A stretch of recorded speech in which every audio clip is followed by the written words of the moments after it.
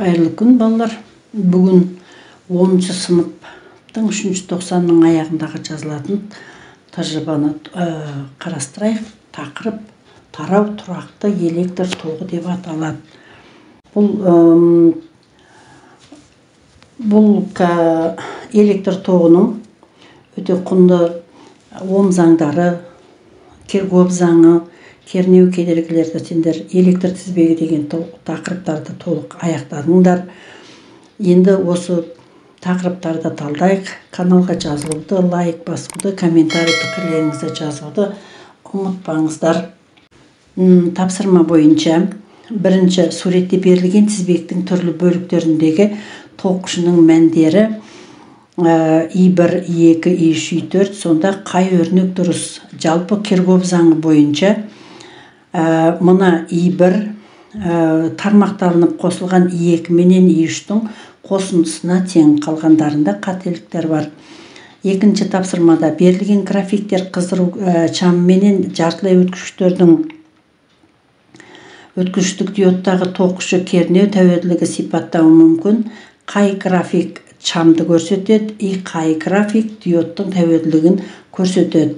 Бірінші мына пысыншы график бұл шамдағы тоқшы кернеудің тәуелділігін көрсететін болса, ал мынау диодтікі басында қыздырған кезде диодтың вольт-амперлік сипаттамасы осылай келетін болады. Үшіншіде электр қозғаушы күші, үш электр қозғаушы күштері берілген. Үш кедергілерін ескермеуге болады. Осы үш тоқ көзі үш кедергі суретте көрсетілгендей жалғанған. Сондағы мына теңдіктің қайсысы дұрыс екендігін дәлелдеу керек. Бізде біріншіден үш кедергілер тізбекте жалғанғандықтан біз жалпы кернеуді тапқанда үш кернеуді негізінде қосатынбыз. Ал бірақ мына тоқ көзінің электр қозғаушы күші біріншісінде эпсилон біріншісінде оң мәнге ие болады. Тоқтың бағыты плюстен минусқа қарай ауысқанын. Енді тоқ келгенде мына жерден керісінше минустен плюске өткен, үшіншіден де сол минустен плюске қарай өткен. Сонда екінші және үшінші әгіндегі тоқ көзінің электр қозғаушы күші теріс таңбаға ие болуына байланысты U1 алынған, U2 алынған U3 болып есептеледі. Ал тізбектей қосқан кезде тоқ күштері өзара тең болады. Ал жалпы кедергі үш кедергілерінің қосындысына тең. Сондықтан U тең болады I көбейтілген R формуласында орнына қойған кезде мынандай теңдік шығады. Біз оны белгілейміз. Төртінші, электролит арқылы 0,15 ампер тоқ күші өткенде 20 минуттың ішінде катодта 236 миллиграмм мыс жиналған. Мыстың электрохимиялық эквивалентін анықтау керек. Берілген жазамын. Тоқ күші 0,15 ампер. Уақыт 20 минут 60-ға көбейтіп 1200 секунд деп жаздым. Масса 236, оның минус 6 дәрежесі. Электролит заңын жазамыз. М тең болады КИТ Фарадей заңын. Сондағы қаны тапқанда массаны ИТ-ға бөлемін. Масса 236, оның минус 6 дәрежесі. Тоқ күші 0,15, уақыт 1200 көбейтіп бөлген кезде 0,393 миллиграмм бөлінген кулонға тең болады. Бесінші тапсырмада ара қашықтығы 14 мм екі металл пластинка вакуумда горизонталь орналасқан. Вакуумде орналасқан. Олардың арасындағы потенциалдар айырымы 1,9 киловольт электр өрісі бір текті. Енді салмағы 6,16, оның минус 4 дәрежесі ньютон. Зарядталған әгіндегі ауданы ес болатын сферасы пластинкалар арасында өрісте ілініп тыныштықта тұр. Мына жерде ортасында міне әгіндегі бір сфера кішкентай шар тепе-теңдік қалыпта тұр. Не жоғары емес, не төмен емес, осында тепе-теңдік қалыпта тұр, тыныштық күйде тұр. Енді біз мынаның төмен қарай ауырлық күші бар екендігін білеміз. Жоғары қарай әгіндегі кулондық күш бар. Осы екі күш тең болғандықтан дене не жоғары емес, не төмен емес, тепе-теңдік күйде тұрады. Енді осылардың несі пластинканың арасындағы электр өріс кернеулігін есептеу керек. Кернеулік бұл жерде удың-ға қатынасын аламыз. Бізде кернеу бар, д бар 14 мм. Сан мәндерін орнына қойған кезде 135,7 киловольт бөлінген метрге тең кернеулік пайда болады. Енді Е сферасы зарядтың шамасы, мына зарядтың шамасын анықтаймыз. Жаңағыдай айтқандай, кернеулік дегенім негізінде күштің зарядқа қатынасы. Сонда зарядты тапқанда күшті Еге бөлетін боламыз. МЖ әгіндегі олардың арасындағы күш 6,16-4 дәрежесін әгіндегі анықтаған 136 киловольт бөлінген метр кернеулікке бөлсем, мынандай зарядтың мәні шығады. Ал сысыншы тапсырмада егер пластинкалар арасында потенциалды айырымын арттырсақ, Е сферасы өзін қалай ұстайтындығын қалай тұжырымдауға болады. Бұл кезде егерде мына зарядтың сферасын потенциалдар айырымысын кернеуді арттыратын болсақ, онда тепе-теңдік бұзылады. Себебі онда Е мына кернеуге тура пропорционал. Ал 6-шы тапсырмада электр қозғауыш күші 6 вольт, батарея 10 минут бойы тізбекте 2,4 ампер тұрақты токпенен қамтамасыз еткен. Есептеу керек батареяның қанша заряд бөлінген. Енді ток күші дегенім зарядтың уақытқа қатынасы. Заряд тапқанда ИДТ-ға көбейтеміз. 2,4-ті 600-ге көбейтім 1440 кулон. Батареяда қанша энергия тасымалданған, энергияны тасуы ИУТ формуласын алайық. Сондағы ток күші кернеу уақыттар белгілі, көбейтетін болсам 8640 жол. 7-ші тапсырмада әрқайсының сыйымдылықтары 10 микрофарада болатын 3 конденсатор берілген. Оның 2-3 конденсатор бір-біріне параллель қосылған. Нені анықтау керек? Бірінші АВ арасындағы потенциалдар айырмасы өзі 12 вольтқа тең. Конденсаторлардың сыйымдылығын есеп, батареяның сыйымдылығын, жалпы сыйымдылықты табамыз. Жалпы сыйымдылықты табу үшін әгіндегі бірінші конденсатор мына екеуіне тізбектей қосылған. Алдыменен біз мына параллель қосылған кезде әгіндегі екеуін қосамыз. Екеуін қоссақ бұл 20 микрофарада болады. Ал мына 10-20 микрофарадалық конденсаторға тізбектей қосылған көбейтіндісін қосындысына бөлемін.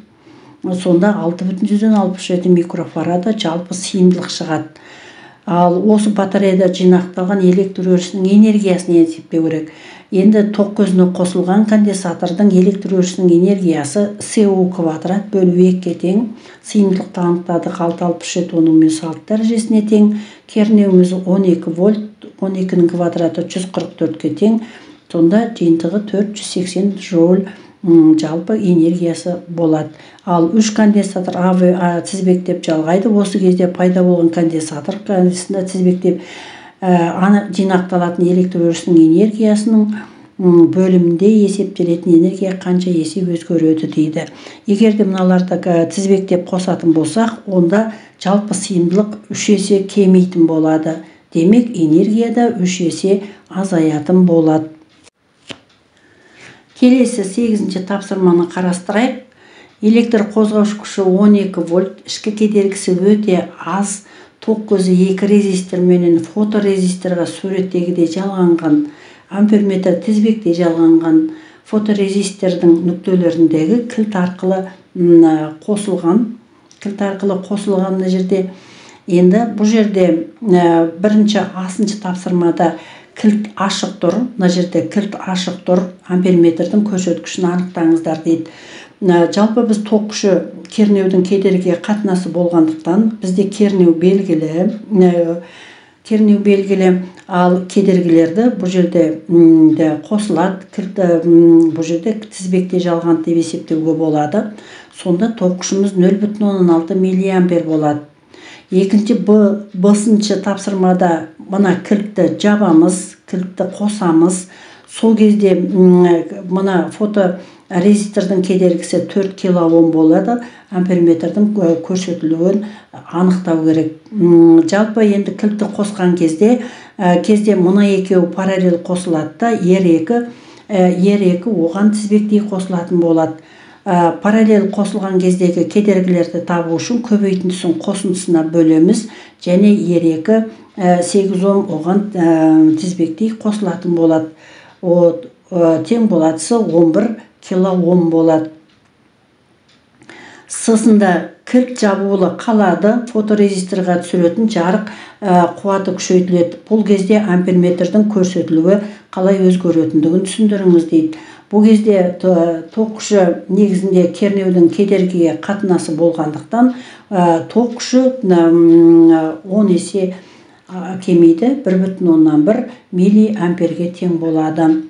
9-шы тапсырмада кедергілері А тең болады 10 см квадраттың төбелерінде әрқайсының шамасы 7 оның минус 8 дәрежесі кулон болатын 3 оң және 1 теріс орналасқан ауада тұрған осы квадраттың центріндегі өрістің кернеулігін табу керек. Тура мына ортасындағы кернеулікті табу керек. Бұл жерде бірінші, екінші, төртінші нүктеде оң зарядтар орналасқанда, ал мына үшінші нүктеде теріс заряд орналасқан.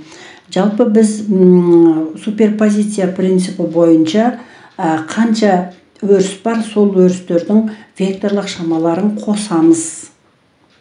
Ал мұндағы E1 менен E3-тің бағыттас болғандықтан оларды қосып E деп белгілейік. E1 менен E3-тің оны E деп белгілейміз. Ал мұндағы E1 кернеулік менен E3 өзара тең болғандықтан ол KQ бөлу R квадрат формуласы бойынша анықталады.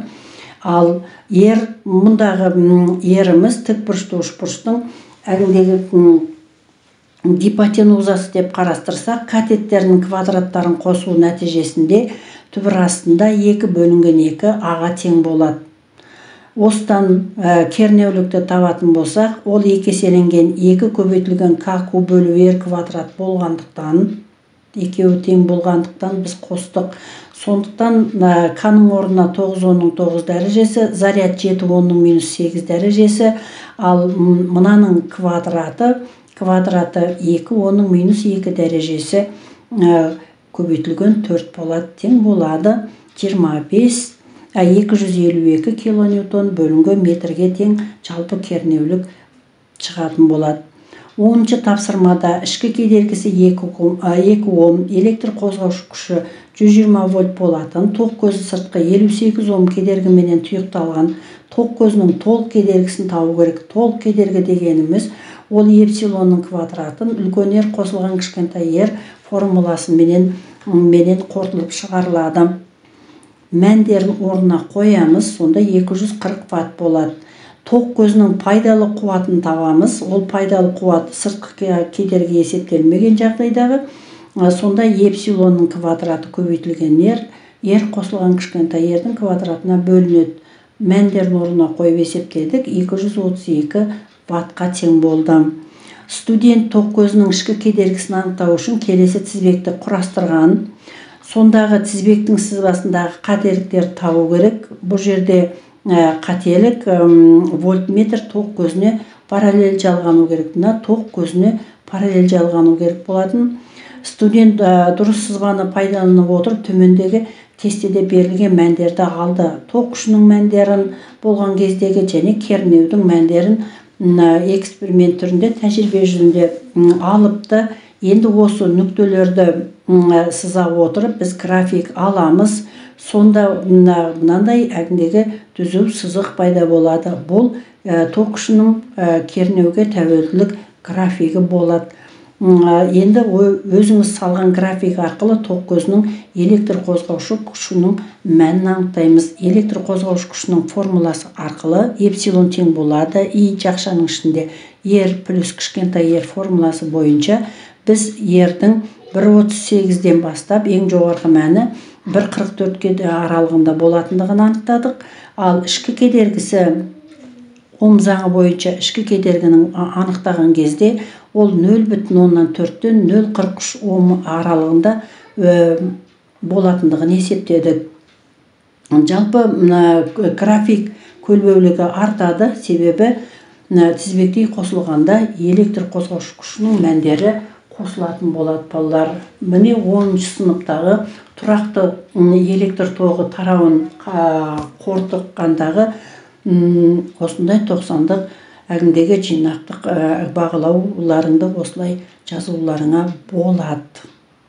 Бүгінгі енді видео сіздерге түсінікті болса, енді лайк басайық, пікірлерімізді қосатын болайық.